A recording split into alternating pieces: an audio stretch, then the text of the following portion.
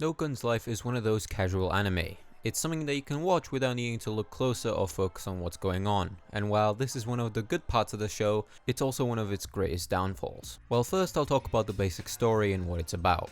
We start off with Juzo Inui. This revolver head robot is what in this world is called an overextended, and an extended is pretty much a person who has had some kind of mechanical extensions added to their body, hence the name. Juzo is a bit of a rarity in this world, as his entire body is an extension, and while he's not the only one like this, the reason for why he has a gun for his head is the real rarity. You see, there are people who get extensions to do their jobs, like police or security who might need some well extensions to fulfill their role, but like I said, Juzo is different. Before these extendeds became a normality, there was a war. The time and place of this war is something you can find out yourself if you decide to delve deeper into the story. But I will say that in order to win the war, a company called Behuren created the extension technology to help turn the tide. Juzo is a remnant of this, as before he had a gun for a head, he was a normal person that signed himself up for the procedure, turning him into what he is now. To top off what that means, Juzo is a gunslave unit, an elite unit that specialized in mass destruction.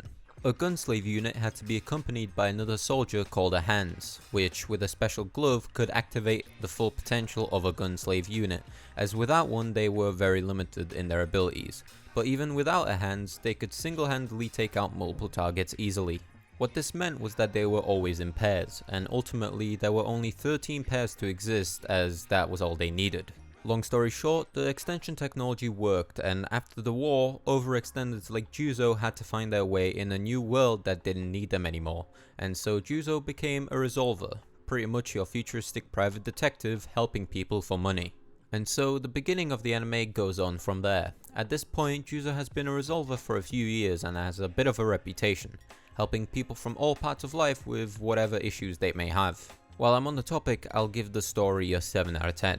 In all honesty, I wanted to give the story a lower rating. This is because I wasn't all that interested in the story throughout the first or second season. I was much more interested in the backstory that was hidden in between the series. Now, I'm not saying that No Guns Life is boring, but it's not overly exciting either, or at least not for me. The story, as well as everything else except the designs, are your run-of-the-mill anime. It's also why this review is going to be relatively short, as there's not much I can talk about. Anyways, I'll give the characters a 7 out of 10. While a lot of the characters are quite varied in appearance and personality, there's a rather large lack of backstory to some of them. This could very much be because the story hasn't gone to that point in the manga, but we review the anime and not the light novel or manga. This doesn't mean that all the characters are without a backstory though. Most of the main cast actually do have one, but it's not super interesting is all. Also, I couldn't help but feel that a lot of the characters were just kind of pointless to some degree, as they don't do much in the overall story, and honestly, some of them are just straight up boring. That aside, the action gets an 8 out of 10.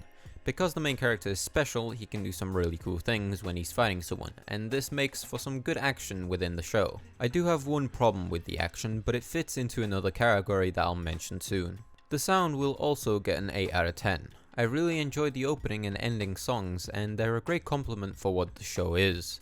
I wish I could say that the sound effects in the show were just as good, but there wasn't really anything that special or unique in my opinion, hence why it got an 8 and not a 9 or a 10. The animation, which is my biggest gripe with this show along with the story, gets a 6 out of 10. Obviously the animation isn't god awful, as I would have rated it lower, but it's just not good, man. Also, they do use 3D sometimes, which for me isn't really a big issue. However, when a 3D animation for an outro is cooler and better than the action that's in the show, then I have a problem with it. You'll know what I mean if you watch through season 2. Overall, we have a rating of 36 out of 50. This is one of my lower rated shows, and while the show isn't amazing, it's something that's chill to watch when you're looking for a new anime. Personally, I go a bit more into the character designs and backstory than anything else, but if you're not as interested in that as I am, then I'm not sure that this will be the show for you. But hey, everyone likes different things, so don't turn it down just because I said that. Anyways, that'll be it for this review. Be sure to pop a comment down below on what you'd like us to review next, and be sure to give us a like and subscribe. We recently started a podcast where we talk more in depth into certain themes and questions, so if you like that kind of stuff, then check it out. We also have a Discord where we'll post any kind of updates and or schedule changes if there are any. But with that, we'll see you in the next review.